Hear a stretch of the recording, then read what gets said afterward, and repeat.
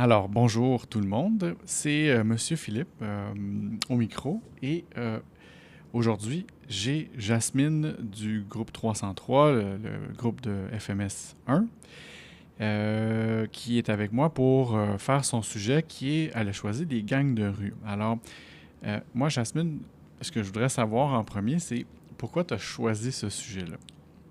Oui, allô.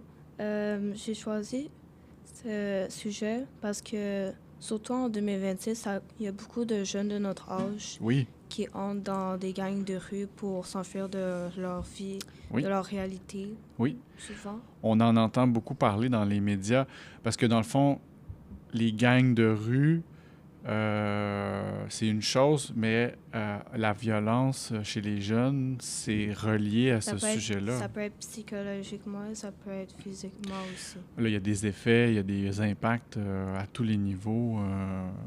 Puis on va en reparler, je pense que Ouais. tantôt.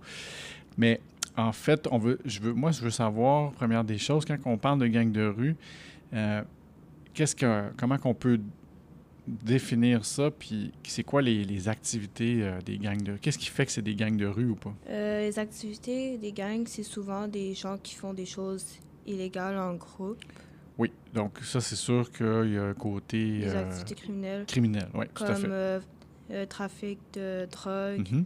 la prostitution, Ouais. ils volent aussi, Vol à tous les niveaux, puis là. se battent, là.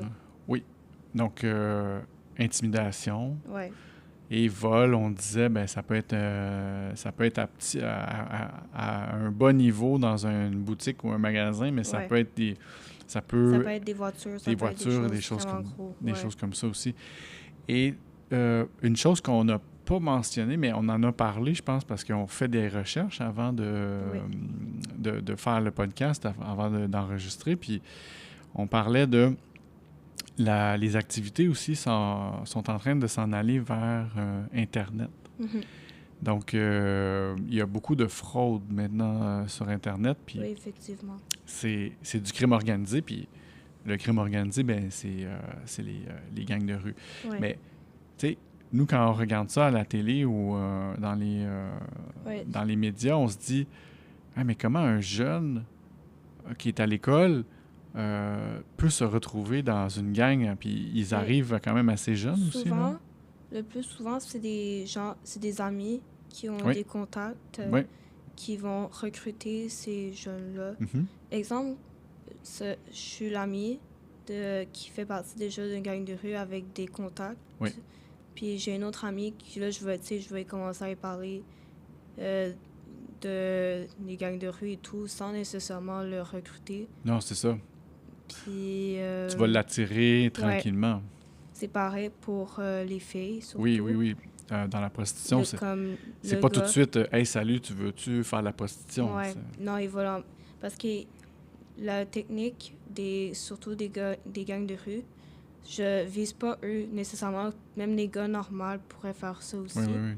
mais tu sais, ils vont leur faire croire qu'ils sont des bons gars qui les aiment pour de vrai, Exact. puis quand ils auront vraiment eu leur attention, Oui, leur amour et tout, ben ils feront tout pour eux, donc ils vont oui.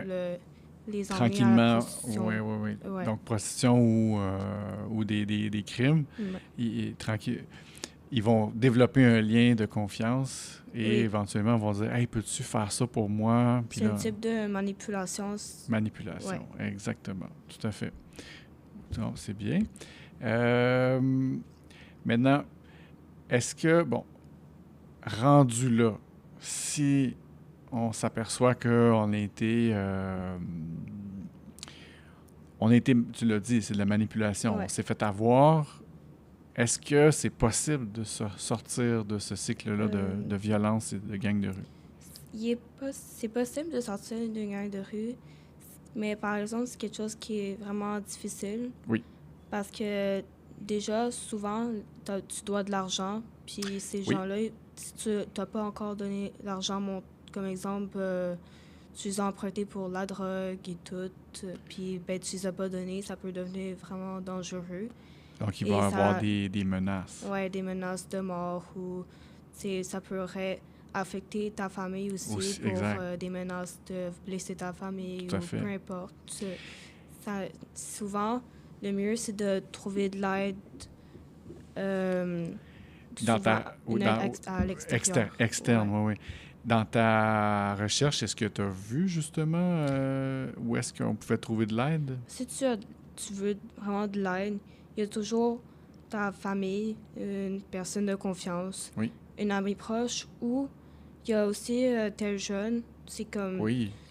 tu peux parler de n'importe quoi, poser n'importe quelle question, des inquiétudes que nécessairement tu n'as pas envie d'en parler à tes personnes que tu connais déjà.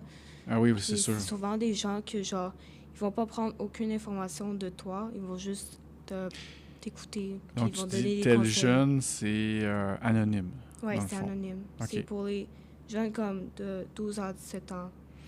Et puis... Oui, il y a jeunesse aussi. Tu peux... Oui, à jeunesse, j'écoute. Oui. Alors, tu peux appeler, texter, et ces gens-là, tu dis c'est anonyme, puis ils vont au moins entendre, recevoir ce que tu as à dire, puis peut-être trouver une manière de t'aider après. C'est souvent des gens qui appellent là, c'est souvent des gens qui sont pas vraiment envie d'en parler à sa famille et tout. C'est sûr que si tu es victime de violence puis de gang de rue, c'est pas la première affaire, c'est pas d'en parler à ses parents, là, parce que t'es comme... Il y a de la honte par rapport à ça. Tu te dis, hey, je me suis fait avoir, mes parents seront pas contents, ils vont me chicaner, ils vont être tristes, je vais leur faire de la peine. Mais c'est vraiment une bonne solution d'y aller avec Jeunesse J'écoute. Ouais. Parce que c'est, comme tu as dit, c'est vraiment anonyme, puis ça peut vraiment t'aider. Je sais que t'es quelqu'un qui aime la mode aussi, fait que tu veux nous parler. Parce que, dans le fond, heureusement ou malheureusement, les gangs de rue, ils influencent la société, puis ils influencent la mode aussi. Oui. Je vois beaucoup de gens partout où je vais qui s'habillent comme ça. Oui. Surtout, ça, c'est un style en ce moment que je ne supporte pas vraiment.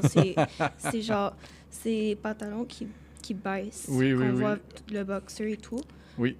Puis ça, souvent, les gens, ils mettent ça, ils savent pas ça veut dire quoi. Non. Mais derrière ça, genre, ça veut dire quelque chose. Je sais pas si c'est approprié de le dire, mais je fais... Essaye de le dire, voir. C'est comme les gars en prison, ils faisaient ça, puis c'est comme pour dire comme, qui était ouvert à des on va le dire, s'il y a des relations sexuelles en prison entre prisonniers. Ouais. Donc, la personne qui porte le pantalon bas, c'est ça que ça veut dire en prison. Et ces styles-là, ça peut vraiment donner mal influence parce que je vois beaucoup de gens, des jeunes, genre de l'âge 10 ans, 11 ans, j'y vois s'habiller de même, puis ça juste vraiment pas ça veut dire quoi.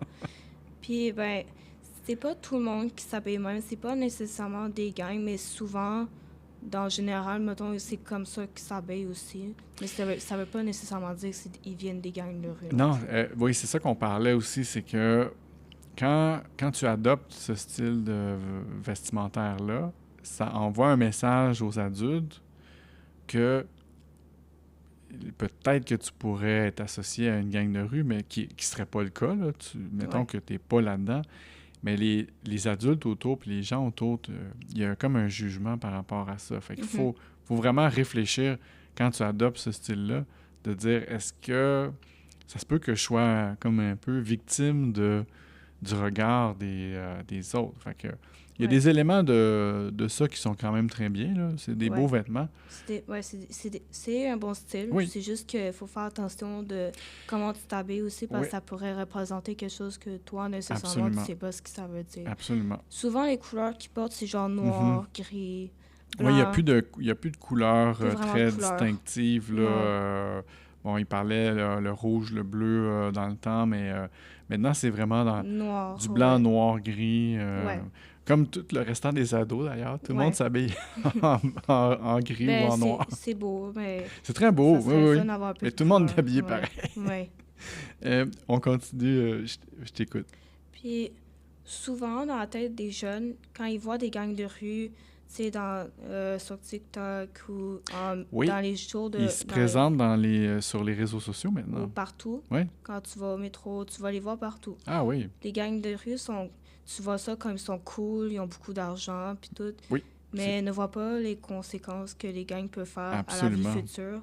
Psychologiquement, ça pourrait donner du trauma, comme des choses que... Ça pourrait être un traumatisme. Ouais, un traumatisme. Mais oui. Puis c'est ça, souvent, les jeunes, ils pensent que c'est cool, entrer dans des gangs de rue, tu sais, tu te fais beaucoup d'argent, t'as des copines, puis tout, mais comme c'est vraiment plus que ça, c'est entrer dans des choses dangereuses, puis ça te fait risquer ta vie même. C'est...